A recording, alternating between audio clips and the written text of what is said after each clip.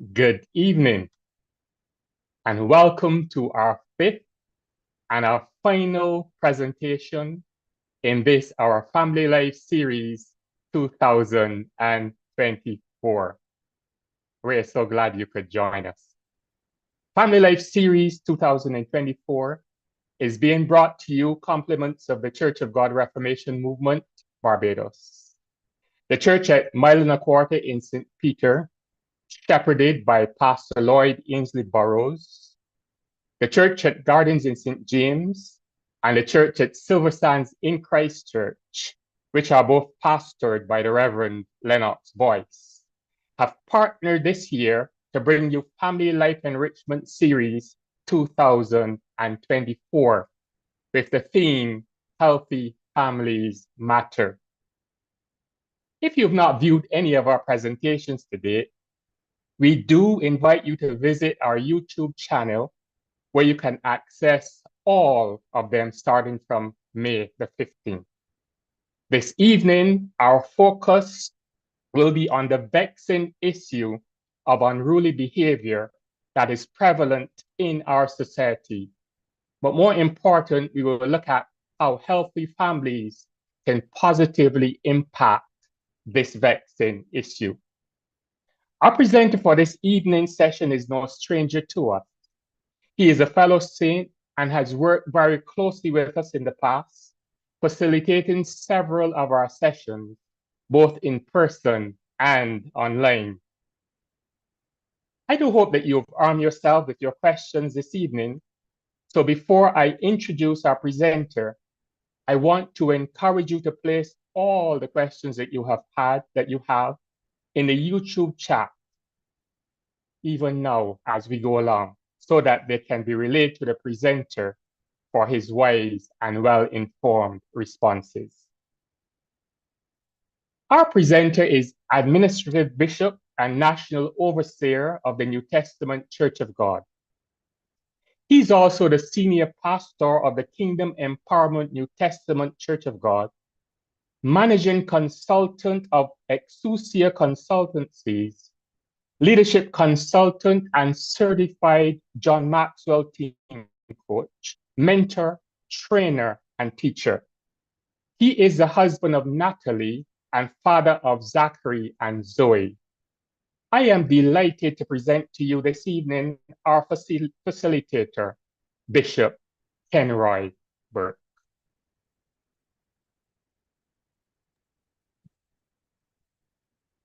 Good evening, Brother Patrick. Good evening to the leadership over at the Silver Sands Church. And good evening to all those who have joined in with us to be a part of this session. I am thankful for this opportunity to be able to share with you. Give God thanks for the focus that you have, which is an extremely important focus, that of family. And I give God thanks also for all those who are online watching, who've been joining us online. I give God thanks for all of you. For those from New Testament Church of God who've also joined in to listen, I greet you this evening and thank God for you joining to support me in this. As was just shared, and I'm going to be sharing a presentation with you, as was just shared by Brother Patrick, we are looking at the family today. Our focus continues to be the family, but we're looking at that vexing issue of crime and violence. And we're looking at the impact that healthy families can have on them. But I'm also going to be looking at it from the perspective of the healthy church family also, and the role that the healthy church family could play. So I'm thankful for this opportunity, as I said, and I'm asking the Lord to really guide us. So Father, I thank you for this opportunity. Thank you, Lord God, for allowing me to be able to share. Pray, God, even now that you be my wisdom, my knowledge, my understanding, everything that I need. And I pray that as I speak to those who are listening, that the very words of my mouth and meditation of my heart would be acceptable in thy sight, O Lord, my strength and my Redeemer. It is kind of interesting, the context that we are sharing this in. Within the last couple of weeks, we've seen again an unfortunate upsurge in the crime and violence, especially in the area of gun-related violence. We've seen that it seems to be a little unrelenting at this stage. The sad part about it is the loss of life. And when we look at the fact that people are losing their lives, we look at the fact also that they're extremely young persons who are losing their life. And that saddens me. Saddens me because many of them never got the opportunity to truly live. Today, a 19-year-old passed, and that saddens me, really does sadden me. So as I share with you, I'm going to share with you a few scriptures, bring certain things into the proper order. I must admit that a lot of what I'm sharing with you is also from the therapeutic and sociological perspectives, an area that I have some training in, but an area that I think would lend a lot of value to this entire discussion. Yes, it is based in scripture, but I think that would end a lot of value, to this discussion. So the Urban Peace Program series, Youth Violence in Latin America and the Caribbean, Causes, and Interventions, August 1999 says that while not a new phenomenon in the Latin America and Caribbean statistics, we know that crime and violence has increased dramatically in recent decades and is now increasingly recognized as a serious economic and social problem. In our little island, Barbados, obviously we have what I want to call a subculture of crime and violence that continues to increase. It is such a subculture that I must admit, even in some instances, you don't seem to be able to recognize the behaviors as our own the behaviors within our sphere of influence. We never grew up with certain things. We never grew up seeing certain things. So when you go into certain settings, if you're not careful, it could literally shock you. It could shock your system because you come into a space where you're thinking that things are normal and what you're accustomed to and the normal that you have, and you recognize that there are persons out there who have a totally different culture, and I think that is one of the things that we must embrace today. Even as a church, we must understand that we are ministering to a different culture, a different space. We're ministering to totally different behaviors. And significant to this, I was part of a funeral recently, and significant to this is the fact that several of them are unchurched. Several of them have never attended church. And I think that is something that we all need to be very, very aware of. So in this evening, I'm just going to proffer a few suggestions for us to consider, for us to be able to move forward in our ministries and being able to touch these lives. So I'm feeling as though something is sticking, so I hope it isn't. Okay, right. So some of the causes of crime that are proffered to us in crime in all of the articles, the research, a lot of the things that we read, the things like rapid urbanization.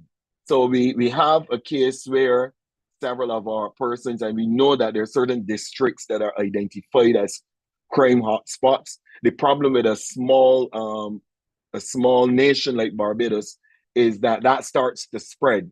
And it starts to spread in the communities that we might not necessarily think would have those types of behavior, but it starts to spread. Persistent poverty and inequality, that's one of the things that the sociologists identify. You have political violence. We don't get a lot of that in our part of this world. The more organized nature, obviously, of crime. Several things that we could discuss there, but probably would not be suitable for us to be able to say so many things here online. And the emergence of the illegal drug use and drug trafficking industry. I think that this one, especially in our locale right here in Barbados, this one drives a whole set of our crime issues. This one and the violence also, but this one drives a whole lot of our crime issues, and it is unfortunate because it is, in some cases, in my estimation, enabled by those who ought to know better, enabled by persons, and this is where legislation, etc., is extremely important for us to be able to control these areas. But this is a key factor: the emergence of the illegal drug use and drug trafficking all across Barbados. It saddens me sometimes as you drive around, you walk around, you pass people. Everybody seems to have something in their mouth. Everybody seems to be rolling something. It has now become so much a part of our culture, so much a part of the way we do it. And several of our young people are finding themselves involved in it. So we know then that crime and violence affects all levels of society: the rich, the poor, the women and the men, the young and the old. Every single sector of society is affected by crime and violence. Nobody gets away. Absolutely nobody gets away. So even if it may not touch you directly, it will touch you indirectly. It will create a challenge for you. There are persons who don't go out to church on at night anymore because of the crime and violence. There are persons who are hidden away from certain activities because of that, don't go certain places. So it affects every single one of us. But I want to kind of put two definitions out there that I think are extremely important for us to be able to deal with this. While violence and crime are obviously used and categorized and seem somewhat synonymous, there are two important distinctions here this evening that I want us to be able to establish. Violence is the exercise or threat of physical force. So violence deals with physical force. While crime now is anything that is punishable by law. So it is something that is done that is punishable by law. It's a breach of the law. It's a breach of the law. Violence, obviously, things of violence will range from like homicide and anything that is physical. It will even go on to the continuum of what we might want to even call mental violence, mental abuse on people. But when we talk about the crime factor, it means then that these things that are done are against the law. These things are against the law. So there's certain things that may be done that are not necessarily against the law, but they are still deemed socially unacceptable. They may not be punishable by law because they're not seen as crimes, but they are socially unacceptable. And there are things then that we need as a church and as families to be able to nip in the bud before they become problems. Because in some cases, they're what we call the gateway into the much more mature behaviors that we see today. Some of the things that we see happening today, these behaviors are the gateways into it. So bullying by its nature, there are some aspects of the law that people might be able to stretch to place bullying under, but bullying in its very nature is not necessarily a crime. It's an act of violence against the victim, but it will not necessarily be deemed a crime under certain acts. But the challenge with it is this, that it is socially unacceptable, and it is part and parcel of the behavior then that becomes a gateway for us to see people then carrying it further. The violence starts to increase. And then it is at that point in time then that we know that the violence now becomes criminal. All right, so we want to be able to establish that. And I am encouraging you wherever possible, you are free to ask any questions. There are persons who are monitoring the live chat on YouTube, and feel free to ask any questions and we'll jump in and try our very best to be able to respond to as many as possible. So I wanted to talk a little bit about the realities of that our youth face today. And when I say youth, I identify the youth because what has been seen in the statistics is that over 90% of the acts of crime and violence are actually now being perpetrated by a very young generation. Today, a young man was in a shootout and he was 19 years old. So we recognize that the age is getting younger and younger. And what we are noticing, unfortunately, it is almost now as though violence is a behavior of young people. It doesn't mean, obviously, that there aren't older persons who find themselves acts of violence and crime also. But what I'm saying is that you know that the majority of them are young people. And the reality also is that these behaviors are behaviors that are oftentimes formed. So because they are formed, some persons may find themselves in a situation where they react in a situation, and it might very well be the first time they have ever done something. You will find those situations. You will find some persons who, when they're faced with something, they react, and unfortunately, somebody may lose life or limb or something of the sort. But generally, what you will find is that these behaviors are cropping up as a result of, and the statistics are showing it, there is the level of gang involvement. But then you're also seeing that there are several younger persons who are now proven not to have what we would want to call socially acceptable responses to things that happen. So they do whatever they consider to be the best way for them, but it is not necessarily a socially acceptable way. But some of these young people, unfortunately, we're told that they grow up in marginalized neighborhoods. I said it to you earlier, the whole concept of urbanization.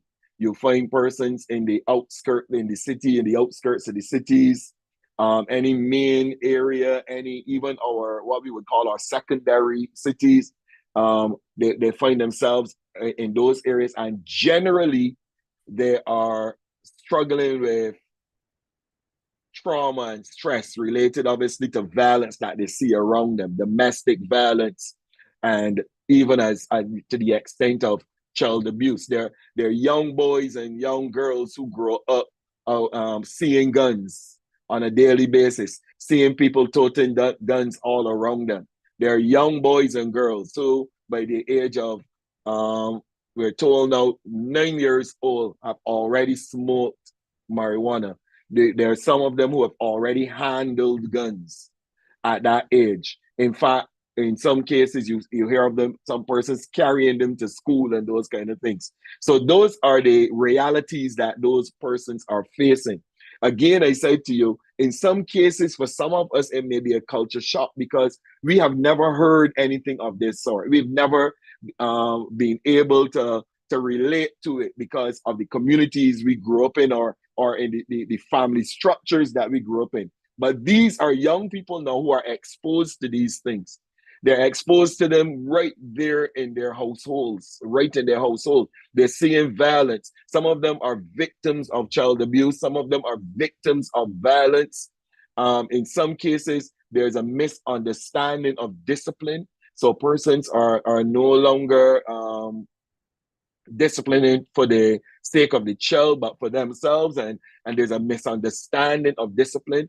And we see that in some cases the children are the unfortunate victims of it. Some are obviously are the consequences of low educational attainment, etc. all around them. Nobody's thinking education. Nobody's thinking education. So you find that they are in an unfortunate place where they then become the victims of those kind of things. Lack of, the research also says lack of employment alternatives.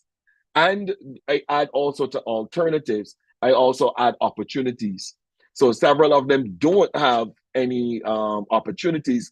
And it oftentimes is a function of the education, the function of the education. But then you have to include the whole experience that they have around them, what they've seen around them is extremely important. And then obviously I said this a little earlier, the involvement in gang activities, criminal activities, and delinquency. So these activities in themselves carry certain behaviors, and young people are trained to be able to respond to their realities, respond to the things that they are faced with on a daily basis. So they're taught what it means to kill. They're taught what it means to defend themselves and to defend the others around them and those kind of things. So these are these behaviors in themselves are breeding grounds really and truly for the crime and the violence that we see. Several of them come from broken homes, things that we need to talk about. And interestingly, this evening, we're talking about the healthy family. But some of them are coming from broken homes. There's an inability to enjoy basic amenities of life. So they're walking through poverty. I also want to add part and parcel of this poverty and the amenities of life is homelessness. Homelessness becomes an issue. So some of them are between houses and going from this body and living at this person for a while and then living at someone else, and they're being tossed to and fro almost like chattel. Then you have shortened educational opportunities because they have to start working earlier, much earlier than some of us may have been asked to work. Some children drop out of school. Some children hide away and they come to school periodically to make sure that they can be on the register. But several of them are actually not really attending school regularly, and they are very much involved in the workplace. They're very, very much involved in the workplace. And in some cases, there are some of them who are unfortunately being sold. So there's a lot of what I want to call underground prostitution taking place, where lots of our young people are actually, and I'm not talking just about the females, I'm talking about males also, are actually now being passed on as unfortunately the object of prostitution. So those are things that they're faced with. So when you think about it, I want to suggest this to you, and I want to say something that I think is critical. If I don't say it, I would not be reasonable. We need to then make sure that we spare a thought for our young people. And when we start to speak in terms of they're all bad and they're no good and these kind of things, we need to recognize that many of them are victims of circumstance. Many of them did not really bargain for the situations that they find themselves in. So they're victims of circumstance. And I think that we need to appreciate that a whole lot more and don't necessarily demonize them. Yes, some of them the behaviors are terrible, but we shouldn't demonize them first and foremost. We should really and truly get to know what they're really battling with. So what does the research say? The research says, right, that the evidence is overwhelming. Ken Blackwell from Families, Churches, and Crime Prevention says, the evidence is overwhelming. When families are broken, children are more likely to engage in criminal behavior. Let me just shift this thing out of the way because it's right. In criminal behavior, having both mother and father as mutually supporting authority figures in a child's life to provide leadership and security is vitally important for a child in many ways, both physically and emotionally. A couple of things that I wanted to highlight very quickly, that in a place like Barbados, in what we would want to call the lesser developed part of the world, those states, you will always find broken families. In our Caribbean context, there are several broken families, what we call single parent families, etc. And because of that, we recognize that in many, many, many ways, a dynamic that hurts my heart oftentimes is there is a very, very, very strong, the word that I'm looking for kind of evading me now, but I would use theme, probably a very strong theme of fatherlessness across our nation. Many cases, we had mothers, like Edith Clark said in her writings, mothers who fathered us. So we have several young men out there who have never been fathered. several young women also, and there's an effect also that has on our young women, but several of them who've never been fathered. So we have broken homes, and broken homes generally lead, unfortunately, to broken children. There's some of them who may adjust later in life and be able to live what you would want to consider successful lives, but you will always see those deficits. Those deficits are real. So someone who grew up with just a mom, even though yes, they may get through in life, there are deficits there still. So sometimes they become a challenge in marriage. They become a challenge in certain things that they may do. And even in the workplace, they may even become a challenge because they did not grow up with both parents. So those parents are extremely important. And must stick up in here and say that these are the two key persons in ensuring that we live in what we call the healthy family structure. That healthy family structure, extremely important to the development of our homes and our societies. So society depends on the family unit to function. So whatever type of families we are building, basically, we will see the end result in the type of society that we get.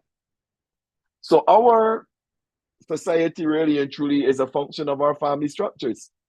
As simple as that.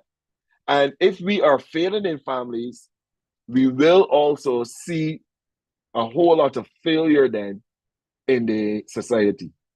Because if we don't have strong families, we won't have a strong society. We have to develop, we have to work on our families in order to be able to ensure that we are getting the results that we want. The research also says to us that, and this is just random research things that I pulled together, children raised in non-intact homes are more likely to engage in violent crimes. So when children are raised in a home that is broken, father and mother, two different places, fighting, or sometimes children are just, as I said earlier, shuttled around to various homes. This person from Monday to Tuesday, and then this body, there's no real stability in the household. They're more likely to engage in violent crimes. Children who grow up without a father in the home are also significantly more likely to be incarcerated as adults. And I just said to you the dynamic that unfortunately we face in a place like Barbados. Children and youth in married parent homes are less likely to be victims of violence and maltreatment. So where you have children now and youth in a married parent home, in what we would want to consider the nuclear structure, right? There are several blended structures today too that are working. But those kind of structures where you have parents married and children are a part and parcel of that function, these ones are less likely to be victims of violence and maltreatment. And children in married parent homes are far less likely to experience other types of child abuse, things like emotional or sexual abuse. Very, very unlikely that they will be exposed to it. Not that it doesn't happen. It happens, but they are less likely than in the homes where, again, children are just being passed around as chattel. So when you look at this, you see then the disadvantage that many of our children, many of our young people are growing up in. They're already behind the eight ball. They're already coming up in circumstances that are less than ideal. And yes, I can say this to you. We came up in certain things and we were still able to manage it, to get through. We can still say it for the most part that we have built what we would want to consider strong, resilient young adults. Today, several persons walk through certain things, and today they can sit down and say, I am the better for it. But the unfortunate thing is that there are several persons who don't have those kind of built-in structures.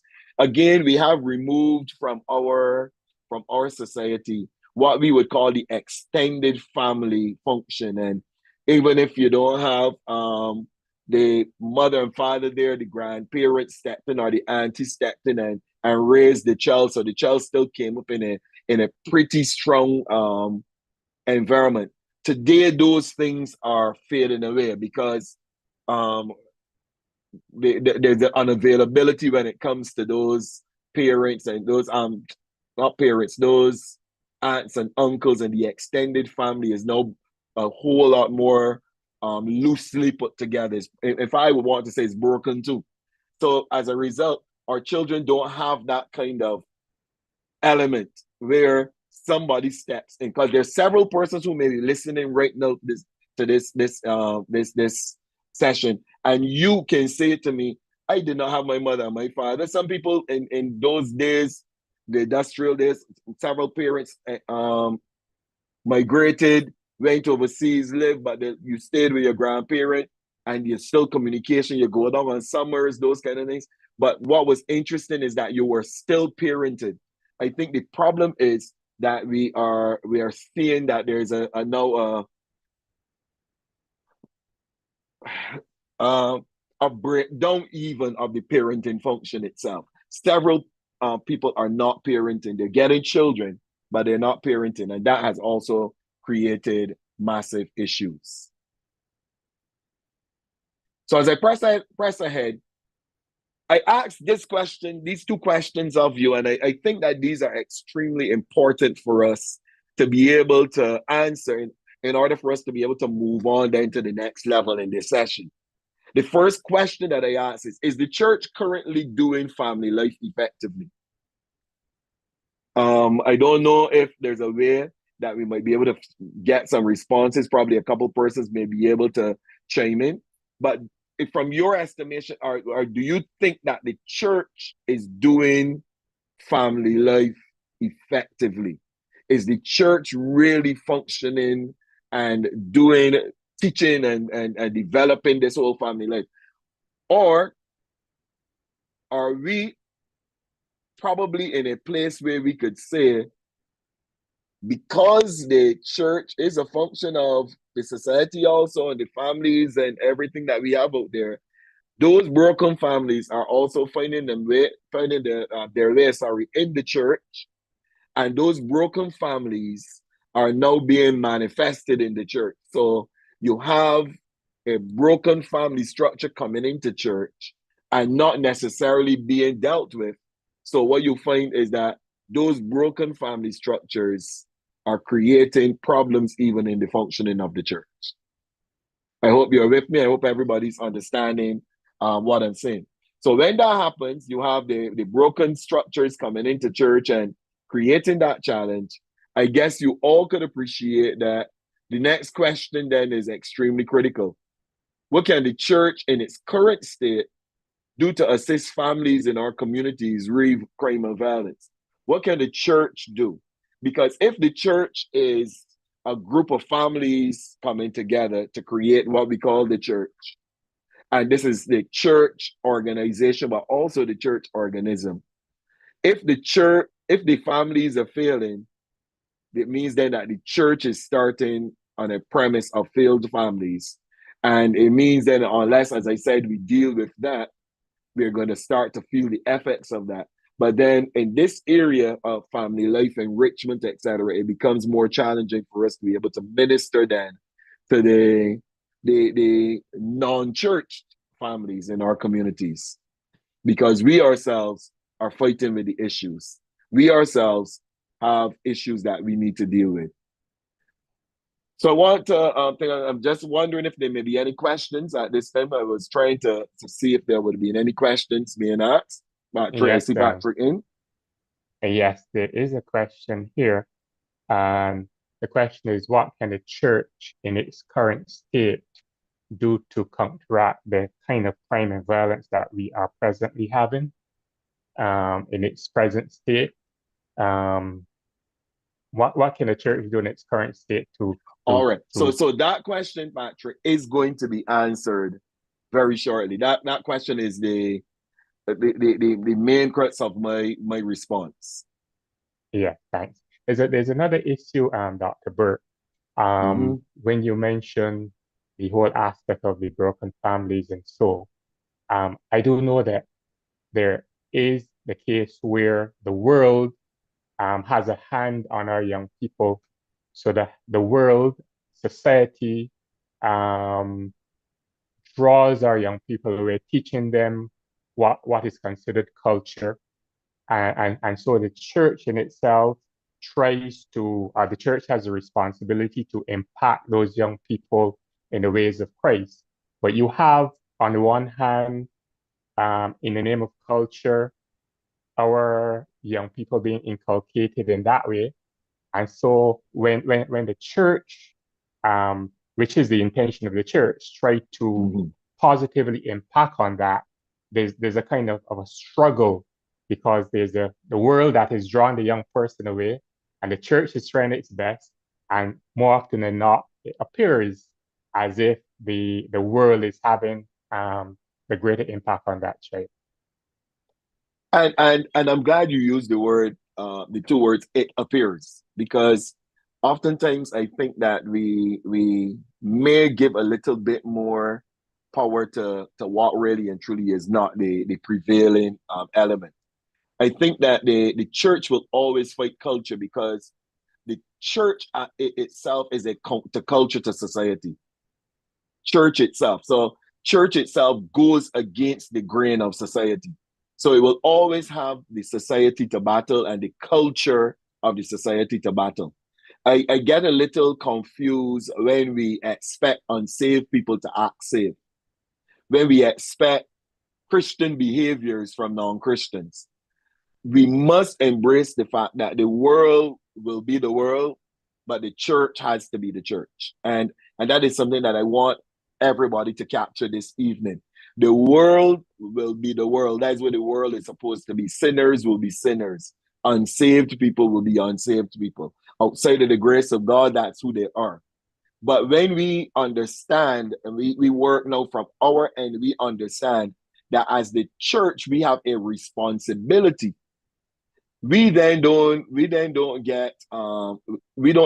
cower to the culture. We don't cower to the things of the culture. We stand up and we fulfill our mandate. We are intentional about the things that we are required to do. So while they are doing their thing, we are teaching and empowering our people and making sure our people are ready to be able to do and to fulfill their mandate. And understanding that when we have an empowered church fulfilling its mandate, that those people then become the target, and we are then in a much better way able to minister to them.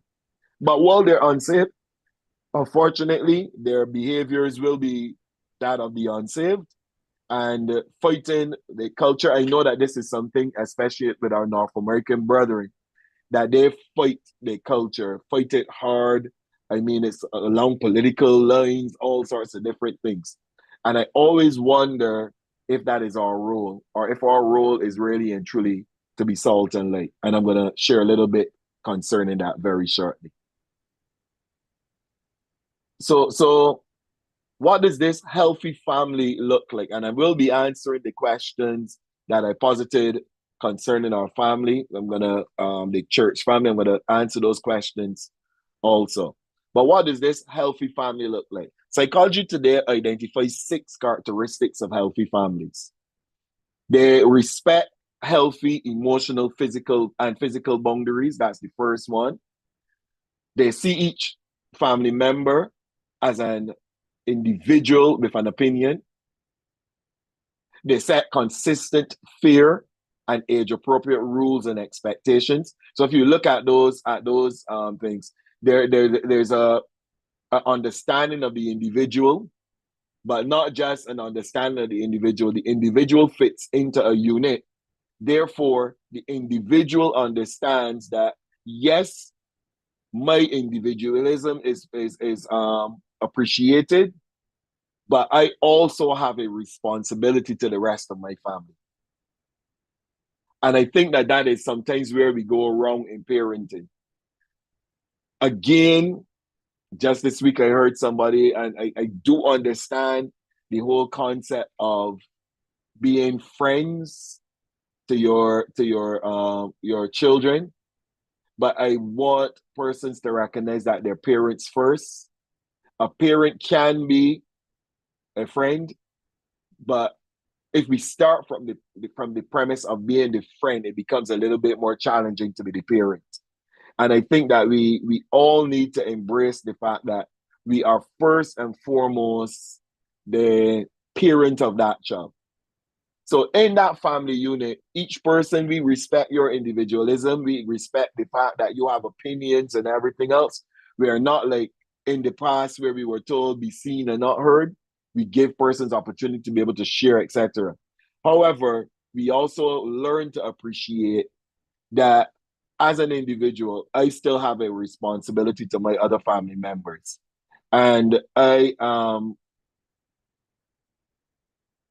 really and truly working every single day to make sure that I am showing my responsibility to my family. And I think that is important. Very, very important. So as I press on here, they meet each other, each person's needs appropriately. So they make sure that they're there to meet each other's needs. Again, showing responsibility for each other.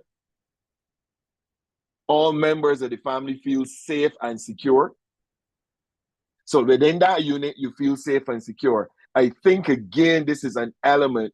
So now let's look at those two elements there. The meeting the needs. Many children, unfortunately, today don't have their needs met. And when I talk about those needs, I'm not just talking about physical, because many cases our parents go all out to make sure they meet their physical needs. But I'm talking a whole lot about the psychological and for sure spiritual needs of those children. Many of them don't meet those needs at all. They don't even go there with them. They don't find out what's happening with them emotionally or anything of the sort. It is, child, I feed you, send you to school as much as I can, and that's it. And that, I think, sometimes is a great struggle, and why a lot of our children are now very, very maladaptive. Very maladaptive. So they expect mistakes and forgiving them in a healthy way.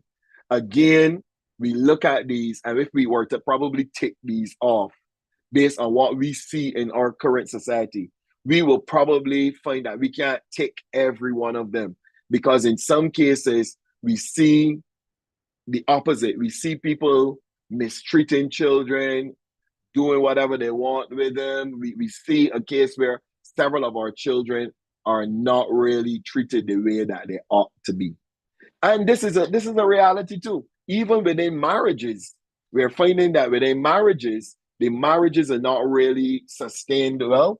So because they aren't sustained well, you will find that the parents are fighting and not being able to deal with conflict and different things like that well. So then, how can they then deal with teaching their children, ensuring that their children understand how to handle conflict when they themselves are struggling with conflict, right? Even when they're not in the same household, the children witness them, as they just say, cussing out one another, fighting over money and those kind of things, fighting over custody. They see all of that combative behavior over and over and over again. So it is being modeled right in front of them from the two persons, as I said earlier in the discussion, the two authority figures in their life that ought to be driving and help driving their development. But what happens is that they're now in a dichotomy, because what they're hearing is not what necessarily they're seeing. And it is a big struggle. And I added this seventh one. Psychology Today didn't add this seventh one, but I also believe that a healthy family will develop a spiritual foundation. I said develop a spiritual foundation. I could have said a Christian foundation, but I said spiritual because we are aware that not all families may necessarily be Christian, but they're maybe practicing other faiths, but they are developing what we would consider that spiritual foundation for their children. Again, this is a sad, sad, sad thing in our society. Many of our young people, and I'm talking about young people now, before when I probably first started saying this about 15 years ago, probably even more.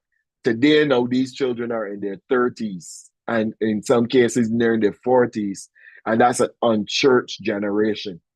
So we have now several of our young people who are coming up and not in any way being exposed to family life and real quality family life that is built on church and the spiritual formation, etc. Several of them, those things are missing, and that is a travesty, unfortunately. Really, really a travesty. Yes, Dr. Burke. Yes. Yeah, and that is so very true. I cast my mind back to when I was a youngster, and I suppose a lot of people who are in my age range would say that you didn't have a choice. You had to go to church. Even if your parents didn't go, you had to go. There was no choice in the matter. Correct. And we have seen that actually falling away. I just want to share with you though the results of the poll. Is the church doing family life effectively? 63% said no, and 36% said yes. I have two questions which have been placed in the chat that not sure if you want to take those two questions Yes, now. yes, I can take those questions. Yeah.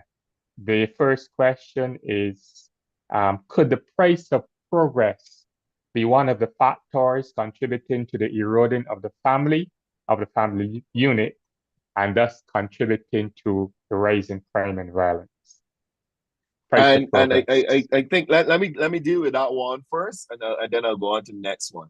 I kind of find that question interesting because I wonder if it really is progress then. Anything that erodes the foundation of who you are and what you believe is not progress. And I think that somewhere along the way we felt as though it was progress because it was something that we did it thinking that it was worth it all for us to go after these things. I've been in very, very serious discussions recently about what people are valuing in life now. So everybody is chasing life. Even our believers are chasing life, and a lot of things are being sacrificed under that chase. So as we chase after life and we chase after this and chase after that, then what happens is that the family unit is affected. The family suffers. And we are comfortable with chasing, chasing, chasing, chasing everything. But the family is suffering as a result. I want to suggest that I don't know if it really is progress. And I think that is Brian that asked that question. Brian, I really don't know if it is progress, if it is coming at such a high price. I think that price to pay is way too high for us to give up what we believe in and our foundations and everything, just so that we could say, oh, I have a home, I have a house. Because many times we end up there with a house, but not a home. You understand? We end up with all of the things that we want, but not the things that we need. And I think that is something that we must pause and reevaluate as families. How much are we willing to give up to get what we want? And if it means giving up our faith and giving up the foundation of our beliefs and those kind of things, if our belief system itself is threatened, if what we value is threatened, it can't be seen as progress for me. And that is a true analysis from my perspective. I think we need to start to see things a little differently and be a little bit more intentional about ensuring that we don't move those foundations. I want to say this because there are other faiths that might not be evangelical as we are, but there are other faiths that have a very strong conviction when it comes to ensuring that they don't I was going using that terminology, but that they don't sell out. So they would never ever chase anything at the expense of their religion. And even while they are chasing, they will pause to make sure they practice their religion. We, on the other hand, don't even want to pause sometimes for 2 or 3 hours on a Sunday morning. Because as far as we're concerned, we're going to push. We don't want to pause for an hour and a half on a Wednesday. Say what, 4.5 hours out of 168 hours a week. And we don't want to make those kind of sacrifices. But then we want everything to just fall into place when it comes to family life. I don't think that it works that way. Any more for me, Patrick? Yes, please. I just want to, before you go on to the next question though. So you said we don't want to say spend 1.5 hours or whatever the case is. Is this something that has changed over the years then, would you say? Or this is something that Yes. permeated down through the line? Was it a case where years ago there was no problem in spending an hour and a half, 2 hours or whatever? But these days is it different? And you know, someone will say to us, back then, the old people didn't have as much to do. And I would say to them, that's not true. Back then, the old people were in the ground at the time that we are now waking up. Some of those old people were in the ground at 5 o'clock. And they came back in, did a couple things around the house, cooked, do all those stuff. They probably may have gone and not if so led, but then they were back out in the ground and dealing with the animals and those kind of things. And yet they still found time to get to church. And church used to start. I don't know that we are doing the 6 o'clock and 6:30s and then, but church used to start sometimes as late as 8 o'clock. And they would be in church and then still go home, get back up next morning. I think it is a case where along the line, our priorities started to shift. What mattered to us started to shift. And I think that was something that we never saw happening or coming really, but it became something that today it is sad because as I said, we're chasing things now and chasing life.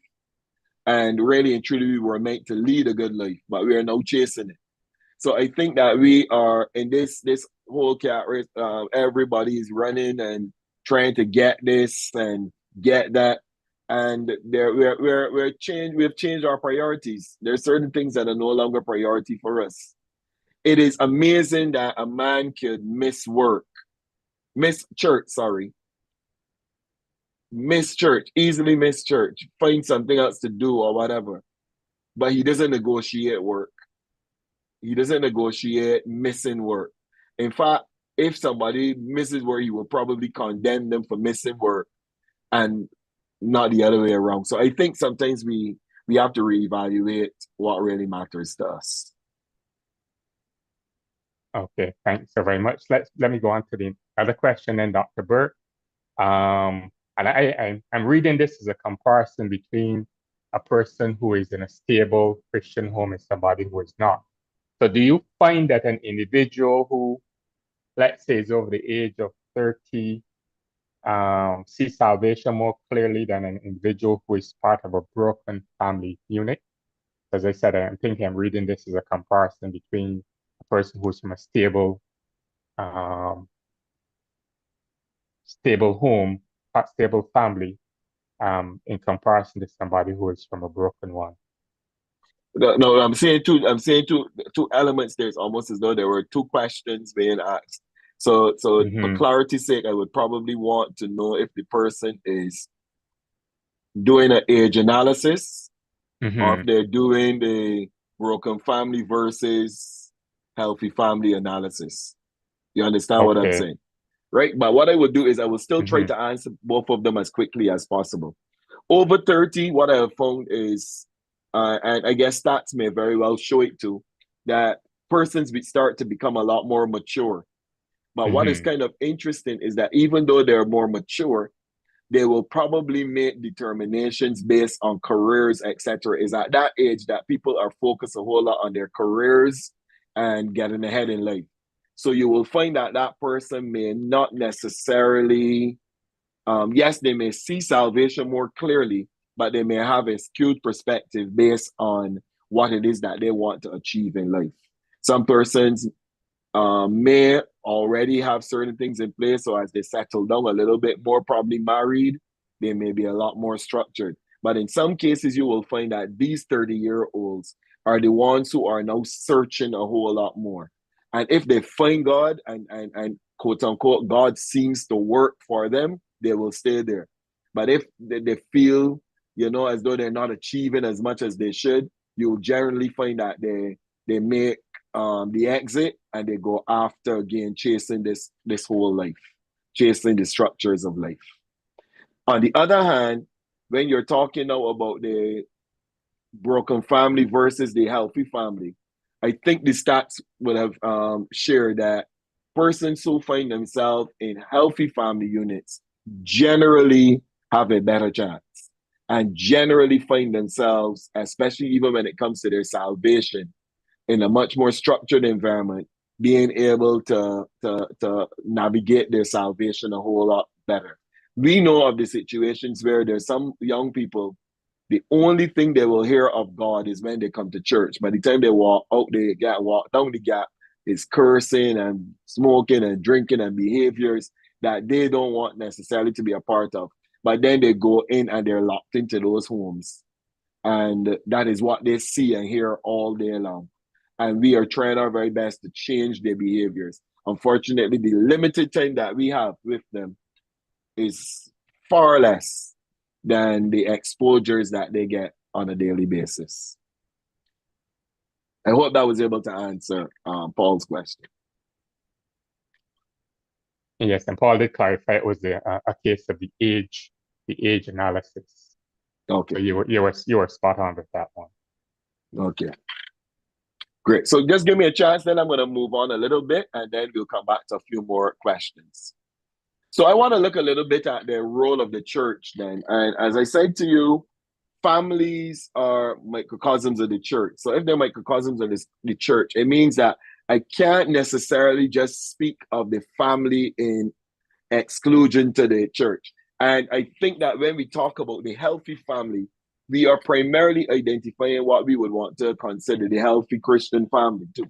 From our context, the healthy family that represents Christ.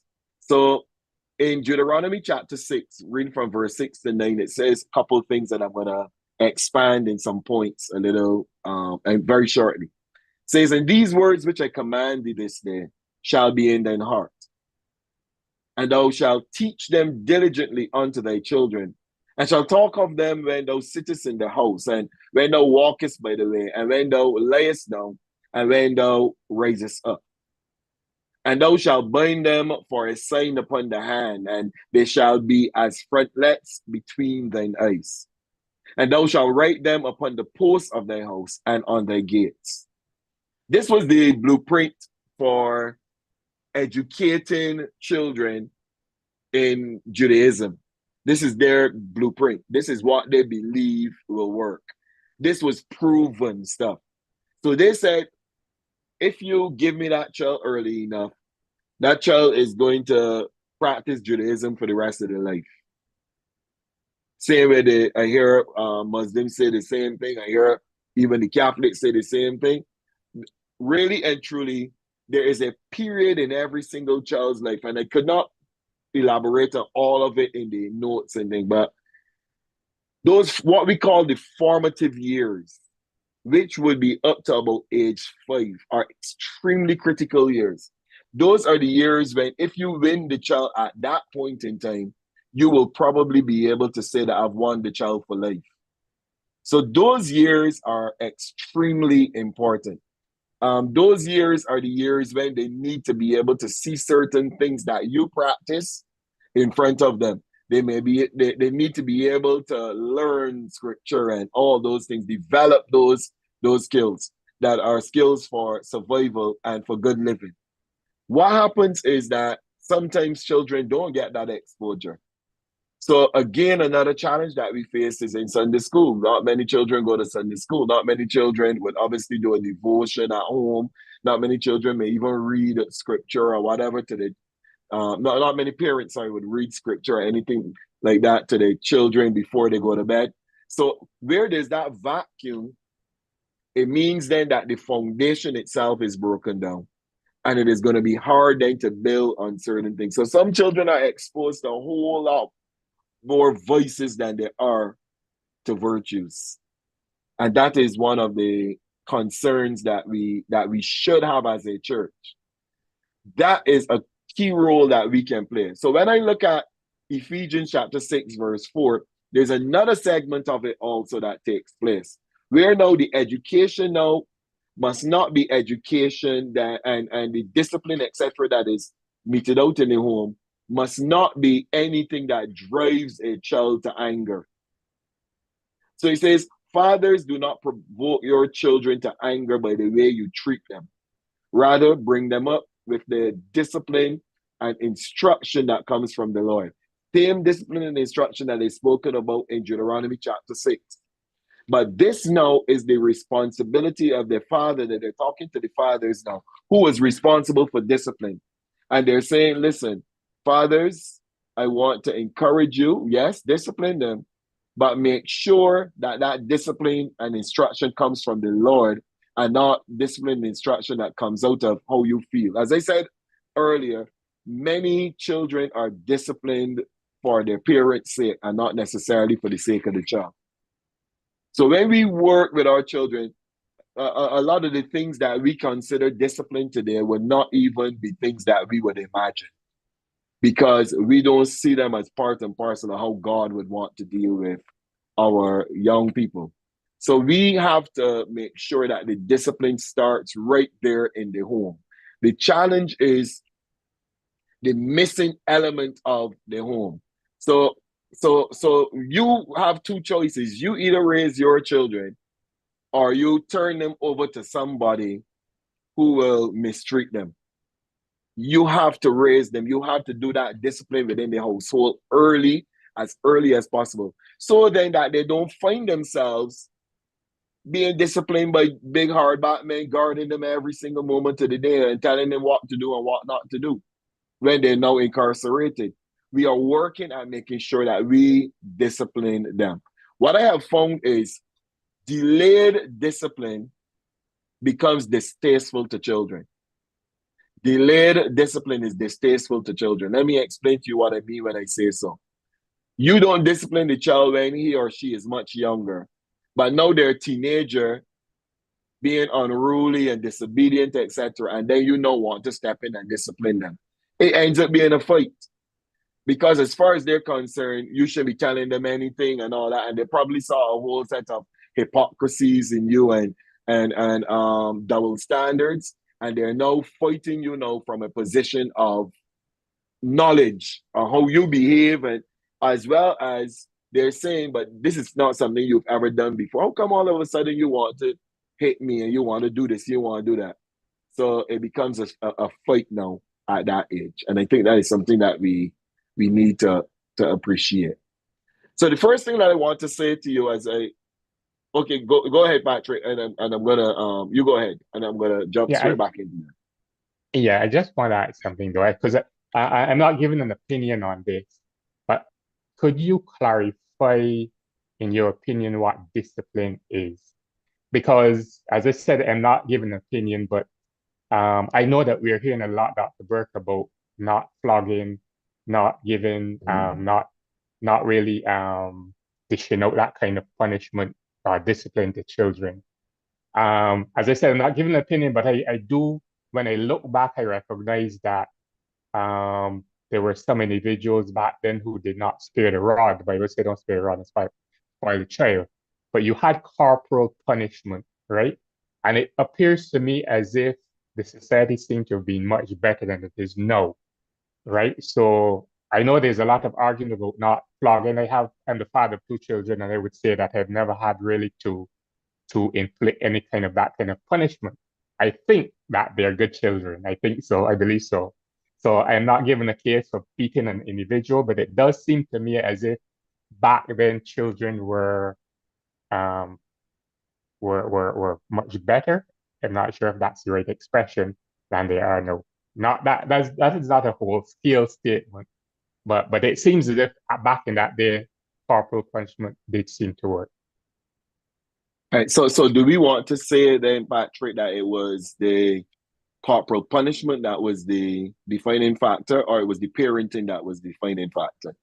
Because I think to some extent that we underestimate the quality of parenting that took place back then.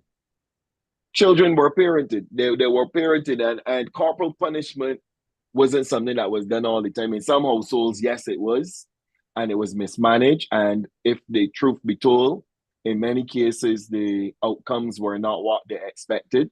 Because I am of the opinion, if you're beating someone every single day and the person isn't changing, something is wrong. It means that the beating is not working.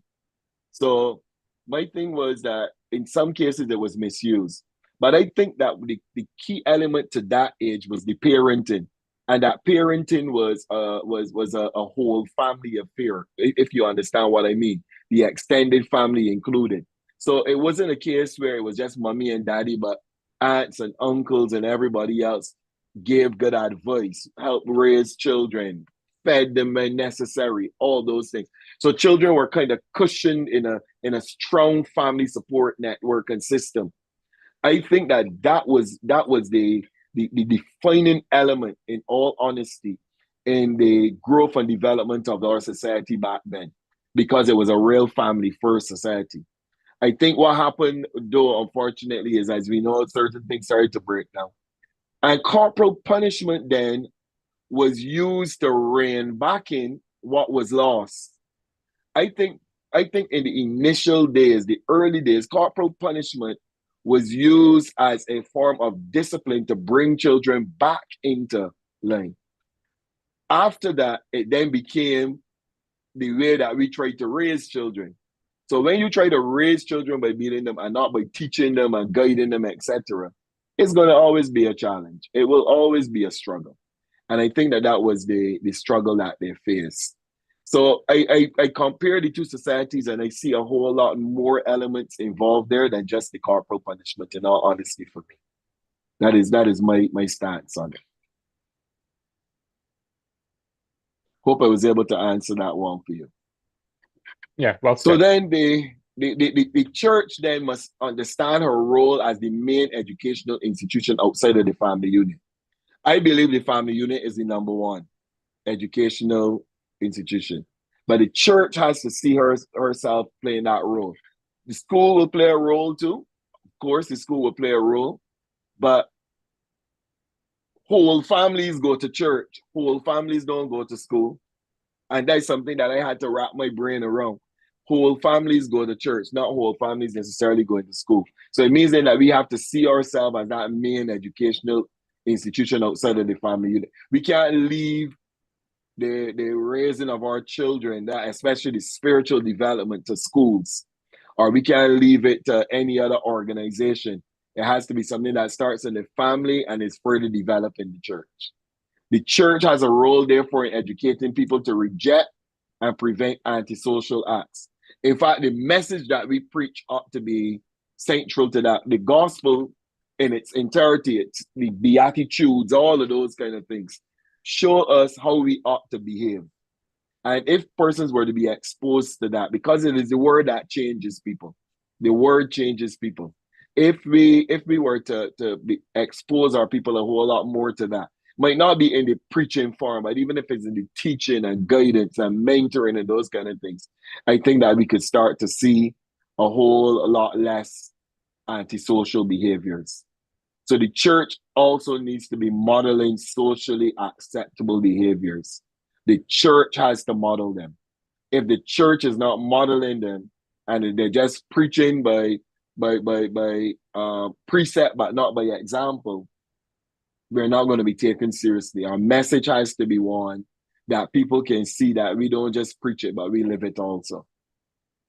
And that we're not just trying to get their families to line up and to do well, but our families are also thriving and doing well. So the church must teach and model also something that I think is critical: conflict resolution. I think that we have a model for conflict resolution there in Matthew. Matthew chapter 18 tells us about how we are supposed to deal with conflict resolution. I think the challenge that we are faced with is sometimes we ourselves don't necessarily subscribe to some of the biblical models. So we do our own thing. We react. We take our 5 minutes and deal with somebody and all those kind of things. Even in the workplace, sometimes our testimony is not the best because of how we deal with certain issues. I think that we can be confident really and truly in the models that are made available to us as a church. And a key model there is that of conflict resolution. As I said, found in Matthew, for instance, is found right there. Right. So I think that we need to do that. And I'm going to do another point, and then I'm going to field some questions. We also need to see the role of the church as investing then in the futures of our youth. If we think of our young people, it is a grand opportunity for us to be able to train and develop our youth in entrepreneurship. I said earlier, you have things like poverty being one of the main driving factors towards this whole crime and violence. Imagine if we were investing in training and developing our young people in entrepreneurship. Imagine if, even though they may have dropped out in school or whatever, and mind you, when we support them, we're going to make sure they don't drop out.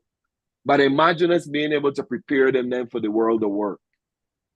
Imagine us being able to financially invest in their dreams, the things that they aspire towards, that the church is there stepping in and working at investing in them. Imagine us providing educational support to empower them.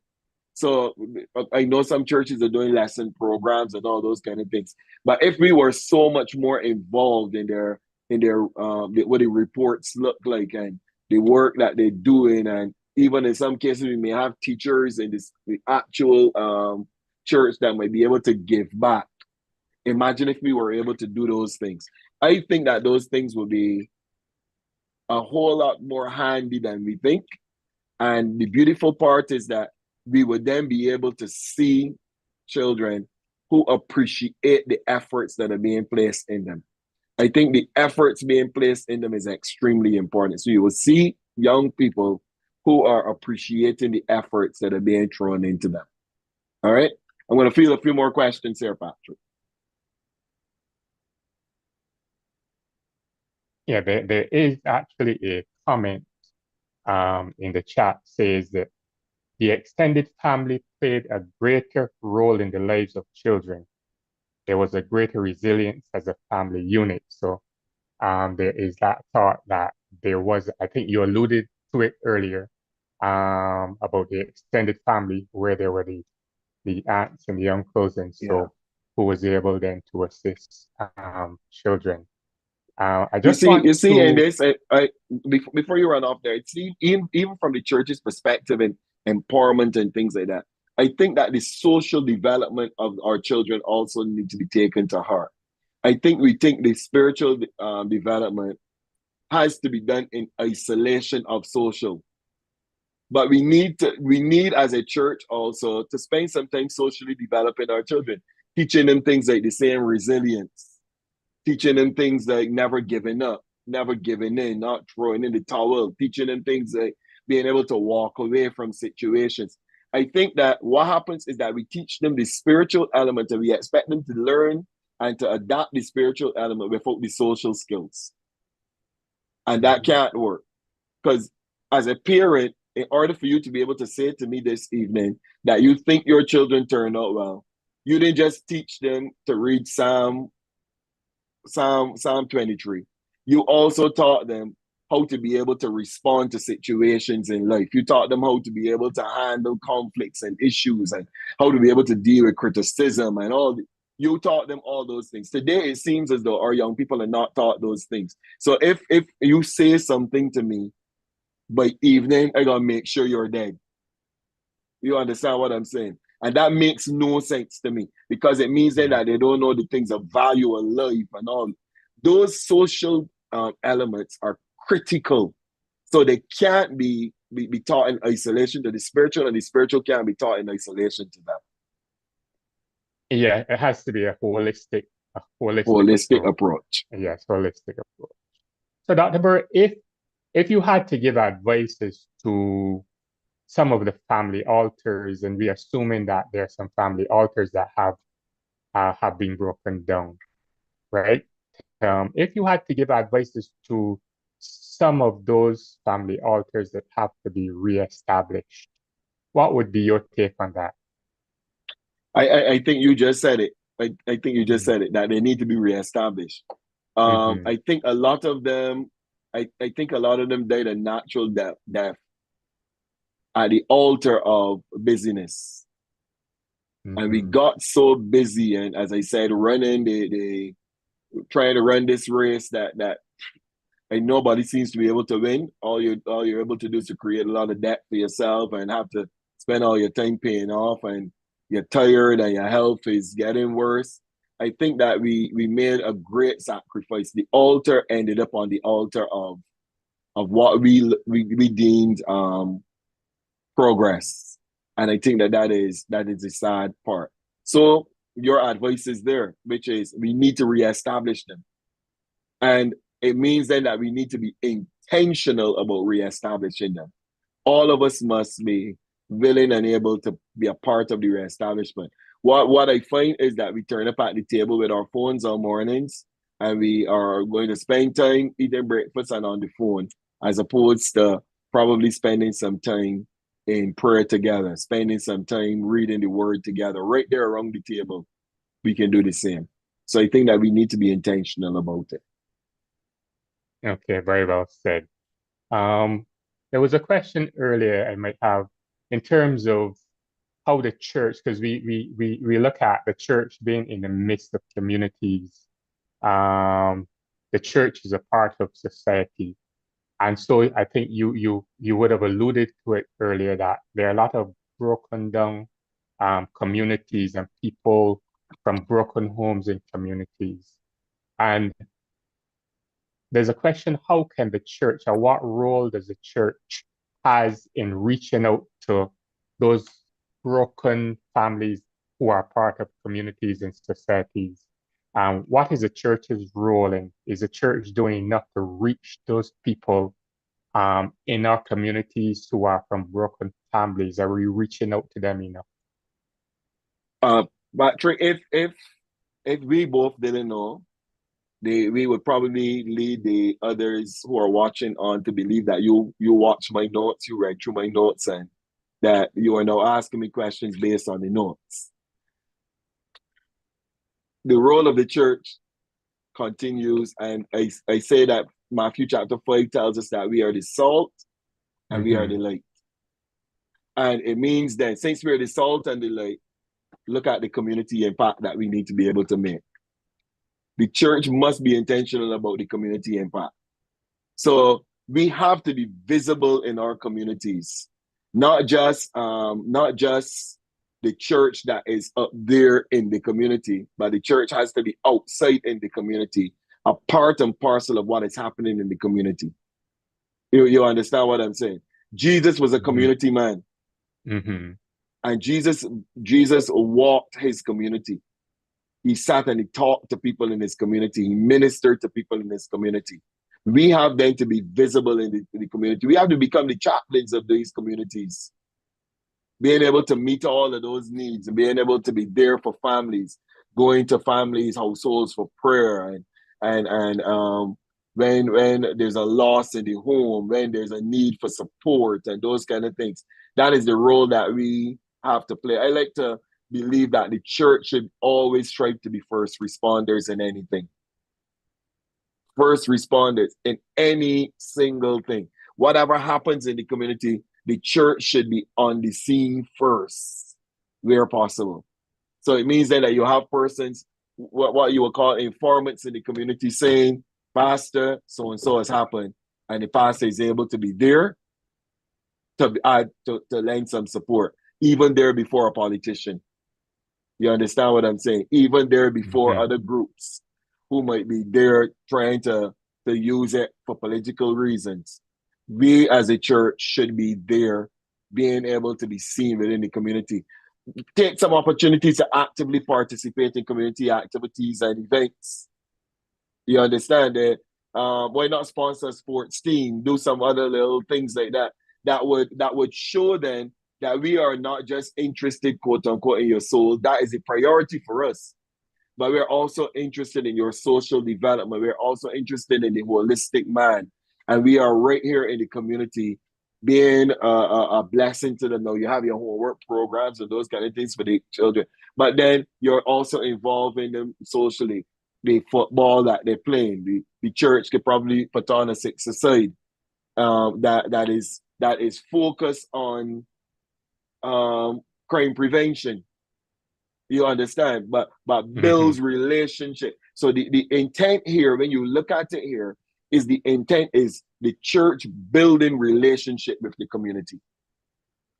And I think if the church can build relationship with the community, it would go a whole long way. I must admit, it would go a long way in being able to show what we can bring to add value to our communities.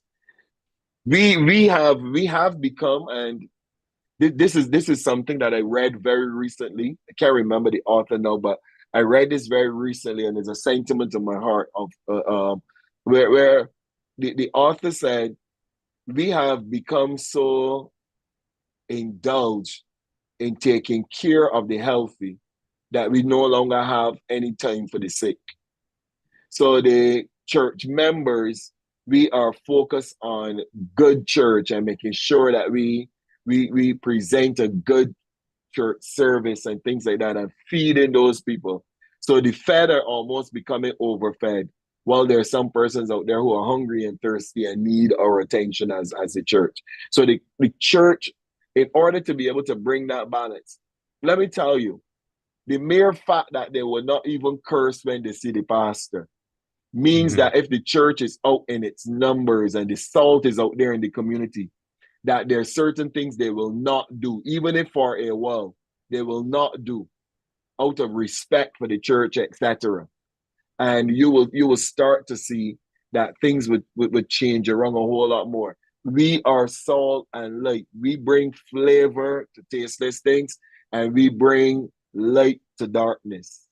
When we understand our role, the reality is that persons would appreciate us a whole lot more, and appreciate that we didn't necessarily need to preach at them, but we were able to reach them in another way, a way that sometimes might even be more lasting than the preached word. Right? So I think that we need to appreciate that part of our role a whole lot more. And that is very, very well said. And even as we look at the scriptures, we know that Jesus himself spent a lot of time interacting and spending time in the social aspect of people around him. And that is Suppose we very closed poignant what church you a just said. Sunday morning and did that. I think Suppose it we would did be, that. We told we did not have church service, but we had church because we went out in the community. And the church was in the community.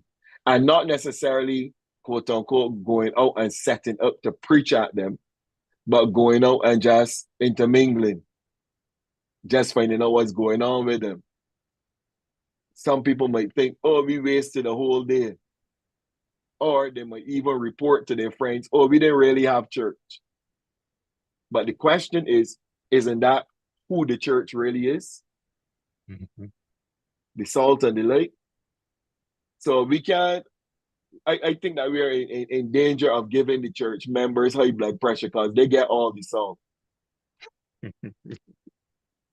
think that we need to be able to get that salt outside the four walls of the church. Yes, that's a great food for thought there. I believe that there are churches that are doing it, but perhaps there is the need for much more of it to be done. And I'm very sure that there are churches who are engaged in activities such as that, who see reaching out and going out and intermingling, interacting, rubbing shoulders with those on the outside.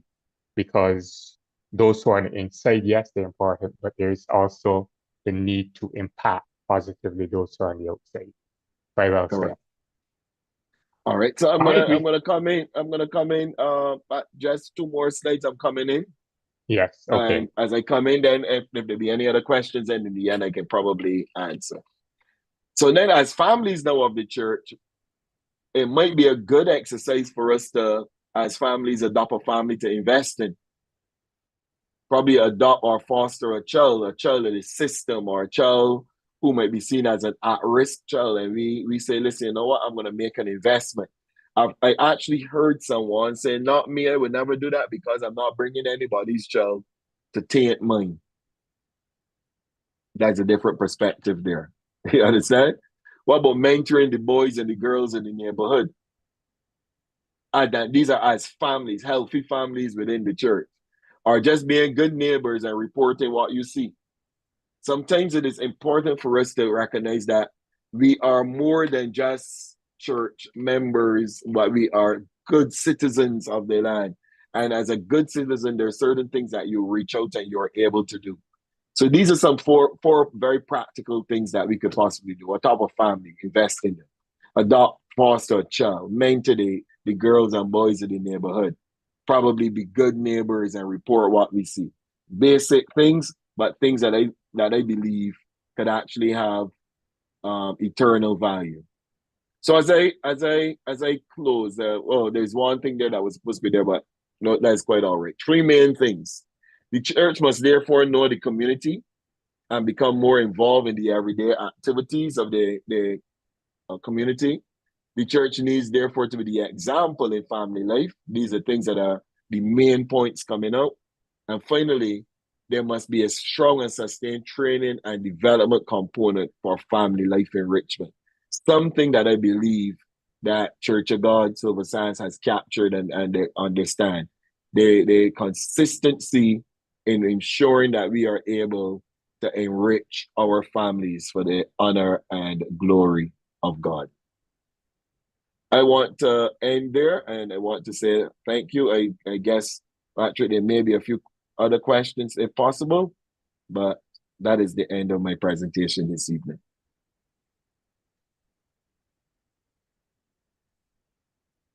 Okay, there are no other questions in the chat at this stage. What I would like to say, Dr. Burke, is that you have given us much food for thought. Your presentation has been very, very informative. And even as we reminisce, even as we review what you have said, I think that it can go a long way in helping us to be more effective, to be instrumental in the tasks that we have been given, relative to not only family life, but actually impacting the lives of those who are around us, those in the church and those who are unchurched. We certainly want to thank you very much for taking the time, for accepting our invitation and sharing with us. As I said earlier, this is not the first time that we have had the pleasure and the distinct privilege of you sharing with us. And so once again, we want to thank you. I'm not sure if you have any closing remarks, or if you would consider what you've said closing remarks. If not, would you like to give us a parting word? My parting word would be I would want to encourage the church to continue to do what you're doing. I think that this is extremely important in the development of the church itself, but also the communities will definitely benefit. I believe that we are in a period where a whole set of things are being redefined for us, and family is one of those things. And I think that we need to hold firm, very firm, to our definition and conviction of family. And we need then, as a result, to be able to ensure that we support those families out there that would need our support as a result.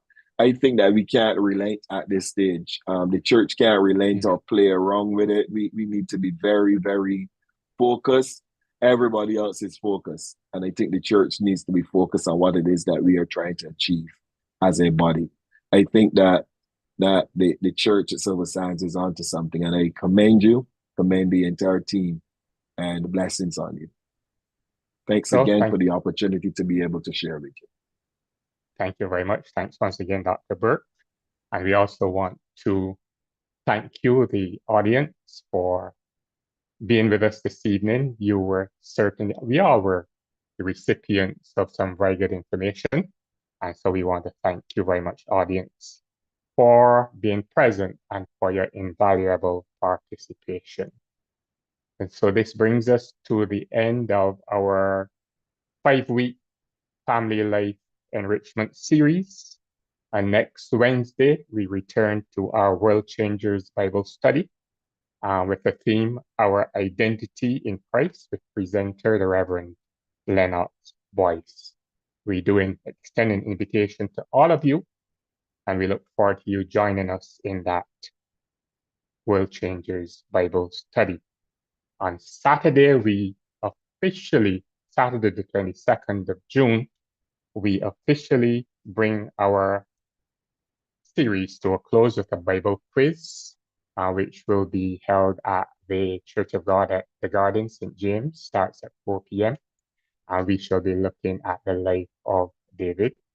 So Bible study is very integral in the Christian's life, and I'm sure that there are many of us who love to read the Bible, who love to study God's Word. And so if you are keen on being part of the Bible quiz, we do invite you to join us June the 22nd, 4 p.m.